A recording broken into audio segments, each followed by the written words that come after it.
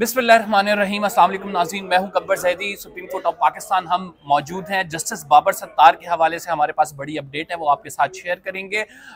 कल जो है बहुत अहम case supreme court of Pakistan में लगा हुआ है। 6 जजेस का मामला है, उस पर फुल कोर्ट नहीं बनाया गया, वो डिस्कस करेंगे। और साथ साथ आज एक एप्लीकेशन आई है सुप्रीम कोर्ट ऑफ पाकिस्तान में, जिसमें 6 जजेस के हवाले से जो प्रोब है उसका कहा गया है कि उनके लेटर पे प्रोब होनी चाहिए, क्या कुछ होना चाहिए, वो भी आपको बताएंगे। और सबसे इंपॉर्टेंट स्टोरी, क्या तहरीक इंसाफ दोबारा से असम्बलियों से इस्तीफे देने का सोच रही है।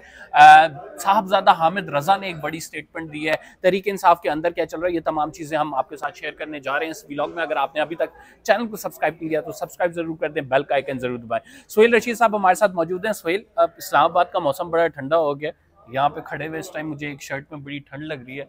और इसी तरह हम देख रहे हैं कि सियासत का जो मौसम है वो गर्म होने जा रहा है। और बातें जब की जा रही हों कि इस्तीफे देने हैं और दोबारा से सड़कों पर आना है। साहबजादा हामिद रजा की कल एक इतनी बड़ी ट्वीट आई है और उन्होंने कहा क्या फ़ायदा है जी, हमारी बातें नहीं मानी जा रही, हम कुछ करा नहीं सक रहे, तो फिर हमें असम्बली से इस्तीफे दे देनी चाहिए।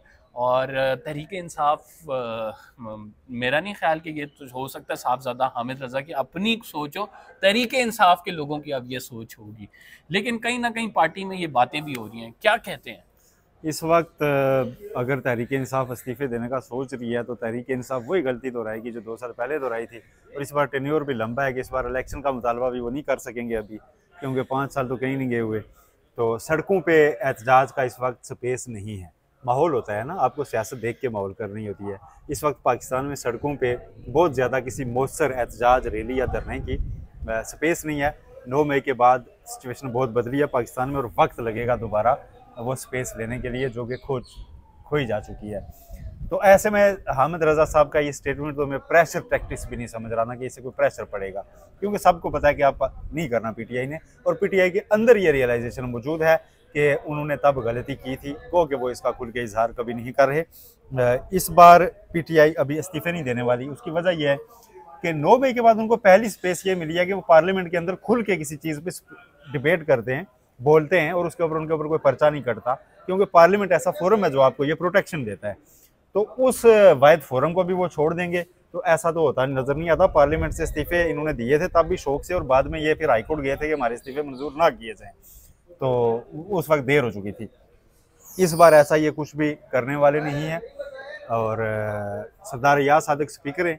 पहले जब 2014 के धरने के दौरान इन्होंने इस्तीफे दिए थे तो उन्होंने, वो इज अ वाइज मैन, उन्होंने उनके इस्तीफे मंजूर नहीं किए थे। ठीक है, इस बार ऐसा कोई क्राइसिस में होता नहीं देख रहा कि इस्तीफे फौरी तौर पर हो जाएंगे।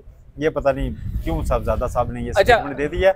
वो सिर्फ मेरा ख्याल है ये प्रेशर डालना चाह रहे हैं पीटीआई पे कि यार कोई मौसर काम भी करे ना साहब। वो कह रहे हैं सड़कों पे हमें नजर आए। उन्होंने कहा कि अभी मेरी थोड़ी देर पहले जो है साहबजादा हामिद रजा साहब से बात हुई है, तो उन्होंने ये कहा मुझे कि यार देखें, फिर 3 माह से सड़कों पे भी तो नहीं नजर आ रहे ना, या तो सड़कों पे आप लोग नजर आए। तो तहरीक इंसाफ अभी राइट नाउ सड़कों पे भी नहीं है, एहतजाज भी नहीं करी। इमरान खान साहब जेल से ये समझते हैं कि राइट नाउ सबसे बेहतर जरिया ये है कि आप ये जो धांधली वाला चीज़ है इसको फैलाएं, सड़कों पर आएँ, एहतजाज करें, असम्बली के फ्लोर पर एहतजाज करें, और एक पूरी मूवमेंट बनाए कि जब तक ये 4 हलकों वाला मामला क्लियर नहीं होता, जैसा उन्होंने 2013 में किया था, तब तक हम आपकी जान नहीं छोड़ने लगे। यार लेकिन बाहर जो है थोड़ा सा माहौल डिफरेंट हमें नजर आ रहा है। बात ये होती है कि कारकुन कौन होता है? कारकुन एक आम बंदा होता है ना यार। क्या वो एक प्रिविलेज क्लास से है? सारे नहीं है, बहुत कम होते हैं जो बहुत प्रिविलेज क्लास से हों, जिनको आप डेली बनाएं और वो सड़क पे आ जाएं। जॉब कर रहे हैं, स्टूडेंट हैं, घरेलू मसाइल हैं, महंगाई ने लोगों का कमर तोड़ी हुई है। ऐसे में रोज़ अपना काम छोड़ के अपनी दुकान बंद करके कोई आपके एहतजाज में आने की सकत नहीं रखता, ये बात माने।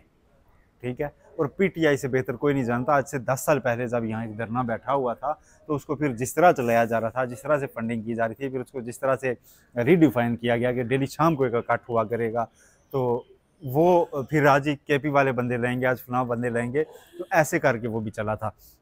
एहतजाज एक अलग साइंस है, उसका एक वक्त होता है, एक माहौल होता है। जब आपको पता चलता है जी कि हमारे 1 दिन या 2 दिन निकलने से ये गोल हमें अचीव हो जाएगा, तब आप करते हैं। आप मिसकैलकुलेट करके तो अपना फायर लॉन्ग मार्च या रैली बहुत आखिरी स्टेप होता है जाने का। फिलहाल इनको कोई ऐसी स्ट्रेटजी डिवाइस करनी चाहिए कि जो मौसर हो और उस पर एनर्जीज कम लगे और उतनी ही लगे जितनी वो लगा सके और जिससे What is the other way show हो out? सके। What is the other way out? आपकी असेंबली में अगर फॉर मैं बताता एग्जांपल हूँ। कोई बात कर रहे हैं, आपकी बात नहीं मानी जा रही, क्या नहीं आप मानी जा अपने रही? लीडर को वो नहीं निकालने जा की रही। कोशिश कर रहे हैं, वहां से हमें पता है कि यार अदालतों में आप इफेक्टिवली परसू करें। ये जिधर हम खड़े हैं रोस्टम है ना, यहाँ आए, दरखास्तें डालें, नहीं सुनी जाती यहाँ टाक करें, ये आपके पास फोरम है, ठीक है। आप उसे माहौल बनाएं, अपना पॉइंट ऑफ व्यू रखें, उसके बाद आप आहिस्ता आहिस्ता उस तरफ बढ़ेंगे। आप इस्तीफा पहले देंगे। अच्छा मुझे ट्रिब्यूनल में मामला चले गए, हमें पता है 4 साल तक फैसले नहीं होते। सर अर्ली हियरिंग की डालें ना यार, अर्ली हियरिंग की डालें। देखें पाकिस्तान की पॉलिटिक्स में ना अच्छा थोड़ा सा पेच का करंट भी लगाना पड़ता है, तभी ये सिस्टम चलता है। एक बात मैं आपको बताता हूँ ना, तो असेंबली से इस्तीफे दे के एहतजाज करना जरूरी है? आप असेंबली में रहते हुए एहतजाज बाहर करें, सड़कों पे किसी ने मना किया हुआ है, इस्तीफे दे के आएंगे जी, फिर जमानत भी नहीं मिलनी, ठीक है, फिर जमानत भी नहीं मिलनी। आप रुकने पार्लियामेंट होने का वो भी नहीं कर सकते। आप असेंबली में रहें और साथ एहतजाज कर लें, सड़क पे आपने करना है, आप पुरअमन एहतजाज के जो कायदे हैं उसके मुताबिक करें। 2 दिन पहले किया भी है पीटीआई ने, ठीक है, लेकिन किया भी है ना, किया भी है, बिल्कुल सही कह रहे हैं। लेकिन जो मूवमेंट हम एक्सपेक्ट कर रहे थे कि इतना बड़ा, अगर इमरान खान समझते हैं कि उनके मैंडेट पे डाका डाला गया है, या फॉर्म 47 फॉर्म 45 की जो कंट्रोवर्सी थी, पीटीआई जो बाहर मौजूद थी, पीटीआई जो बाहर पीटीआई मौजूद थी उसकी न्याय ली है वो अपनी अदालत। शोएब शाहीन साहब का मैं हर बार नाम लूंगा, इस्लामाबाद से हैं, बड़े वकील हैं, उनसे लोगों की तवक्कुआत होती हैं, उनका अलगाव सरेआम ले जाया गया। वो आते ना यार सबसे पहले यहाँ 184(3) की दरखास्त डालें सुप्रीम कोर्ट में जी, कि सारे ट्रिब्यूनल को हदायत दें कि जितने 2024 के इलेक्शन के 8 फरवरी के केसेस पेंडिंग है उनको 1 महीने में निपटाएं।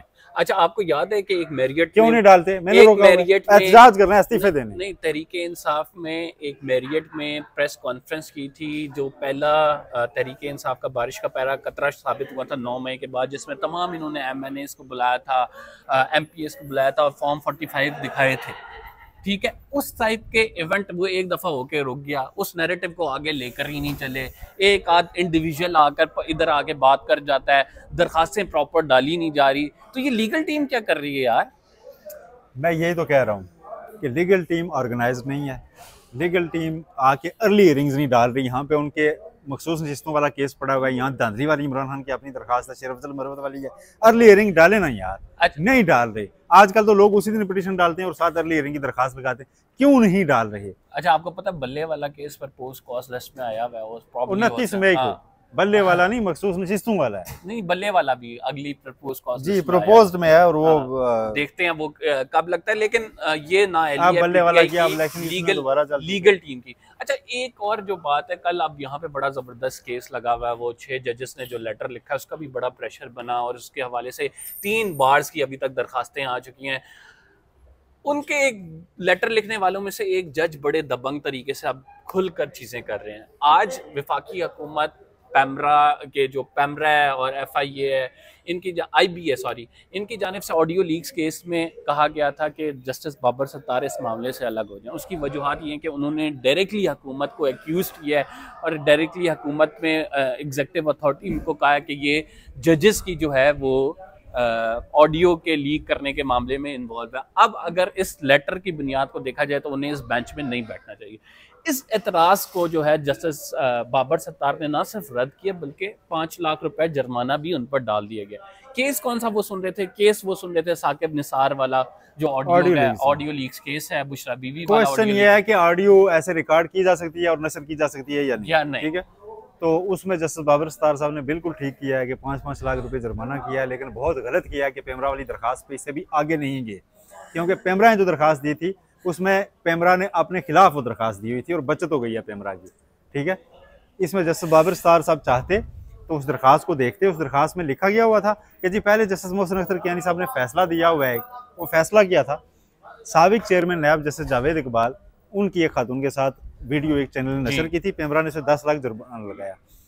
वो चैनल हाई कोर्ट चला गया और जस्टिस मोहसिन अख्तर कियानी ने वो उनकी अपील खारिज की और कहा जी कि पेमरा की जुर्माना ठीक है, और साथ फैसला लिखा कि किसी की मर्जी के बगैर रिकॉर्ड की गई ऑडियो या वीडियो TV चैनल नशर नहीं कर सकता, ठीक है।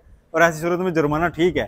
तो जस्टिस बाबर सत्तार पूछ सकते थे पेमरा से कि आप मुझ पर एतराज़ उठा रहे हैं और उस फैसले का हवाला दे रहे हैं, जरा बताएं उस फैसले की रोशनी में इस बार ये ऑडियो नशर करने पर आपने किस किस के खिलाफ कार्रवाई की है। तो पेमरा फंस सकता था। मजीद 5 लाख में बचत हो गई है पेमरा की।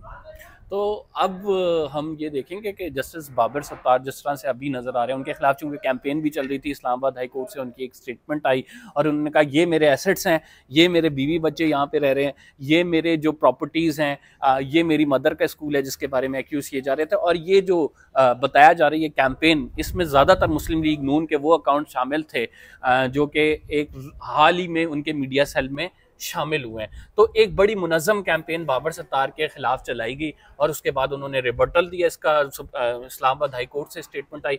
तो आपको ये लग रहा है कि जजेस जो हैं आप जारहाना अंदाज में आ रहे हैं? मैं आपको लग नहीं रहा, मैं आपको खबर भी दे रहा हूँ ज़राए से मेरी।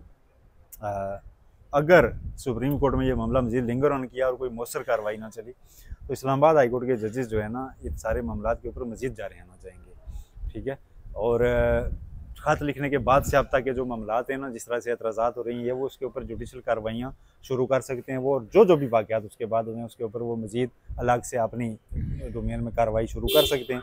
ये इस्लामाबाद हाई कोर्ट की जो फुल कोर्ट मीटिंग हुई है उसके बाद ये तय पा चुका हुआ है, यानी कि मामला फुल गेम चुकनी है जी। जस्टिस बाबर सत्तार के लिए अलामिया जारी किया अगर उसी हाई कोर्ट ने, उसी हाई कोर्ट के तर्जुमान ने, तो आप समझ लेंगे हाई कोर्ट अब एक है। तो ये अब मुझे लग फिर तो जस्टिस काजी फाइज ईसा ने तो इसमें फुल बेंच बनाना था, वो तो फिर अकेले अकेले नजर नहीं आ रहे, नहीं बनाना। तो इस मामले पे आप सुप्रीम कोर्ट एक नहीं है। ये जो खबर आपने बताई है ना, ये बड़ी इंपॉर्टेंट है। तो उसकी वजह मैं बताता हूं आपको। आसमा जहांगीर कॉन्फ्रेंस में आपको पता है जस्टिस मंसूर ने आखिरी शेर क्या पढ़ा, वो बड़ा इंपॉर्टेंट है। और जस्टिस मंसूर की वहां पे जो की गई तकरीर है जिसमें वो ये मैसेज दे रहे हैं कि भाई कुर्सी से उठ क्यों नहीं जाते जब इंसाफ नहीं कर सकते तुम, तो वो किसको मैसेज दे रहे हैं? तो सारे जजेस को दे रहे हैं। हम भी किसी स्पेसिफिक का नाम नहीं लेंगे। तो ये जो अंदर डिवाइड है ना सुप्रीम कोर्ट के, ये बड़ा वाजे हो गया। और वाजे किस तरह से हो गया है कि अब जो डिवाइड है, पहले हमने उमर अता बंदयाल के दौर में देखा कि जस्टिस काजी फाइज ईसा और जस्टिस उमर अता बंदयाल में टकराव इस वजह से था, दो पार्टियां जो है मुख्तलिफ हो गई थी, एक पीटीआई की हमायत करते थे, एक नून लीग की हमायत करते थे। अब ये मामला नहीं है, अब एक जो है आइन के साथ खड़े हैं बिल्कुल, और एक कह रहे हैं कि जो मुदाखलत हो रही है, जो स्टेट एजेंसीज की मुदाखलत है, या फिर आप जो हम देख रहे हैं कि हम आंखें बंद करके तो नहीं बैठे रह सकते ना, शुतुरमुर्ग की तरह गर्दन दबा के तो नहीं बैठे रह सकते। तो ये जो मुदाखलत है एक उसके खिलाफ है। तो ये डिवाइड अभी सुप्रीम कोर्ट में पड़ा हुआ है। अभी आप अतहर मिनल्लाह के खिलाफ भी मुस्लिम लीग नून के अकाउंट से कैंपेन्स देख रहे होंगे जिसमें वो कह रहे हैं कि अब कल अतहर मिनल्लाह जो है बेंच का हिस्सा है, कल वो ऑब्जर्वेशंस भी देंगे। तो बड़ा डिवाइड वाज़े सुप्रीम कोर्ट ऑफ पाकिस्तान में नजर आ रहा है। सुप्रीम कोर्ट से मैं ज़राए से आपको ये खबर दे रहा हूँ कि वाकई इस मामले पे, जजेस वाले के मामले पे बेंच के ऊपर अब मामला जो है ना, वो आपस में ओपिनियन काफ़ी डिवाइड हो चुका है। इसलिए कि पिछली बार समात में ये वाजे किया गया था कि फुल कोर्ट अगली बार होगी, लेकिन फुल कोर्ट नहीं बनी। उस ना बनने के ऊपर जो बाकी जजेस हैं उनके तहफ़्फ़ुज़ात हैं और उसके ऊपर चीफ जस्टिस साहब गौर कर सकते हैं दोबारा। और कल इन मुमकिन है कि मामला फुल कोर्ट की तरफ ही जाए और चीफ जस्टिस उठ जाए कोई जजेस। नहीं उठ जाए क्या, चीफ जस्टिस आते ही कह सकते हैं जी कि एक साथ ही हमारे चूँकि वो कर चुके थे, तो अब हम इसमें जो बाकी दस्तियाब हैं उनको फुल कोर्ट एक बनाएंगे, तो उसमें फिर अवेलेबिलिटी वगैरह देख के मामला उधर चला जाएगा। उठ जाने की नौबत नहीं आएगी ना। जब बाकी जजेस कह रहे हैं तो चीफ जस्टिस क्यों नहीं मानेंगे?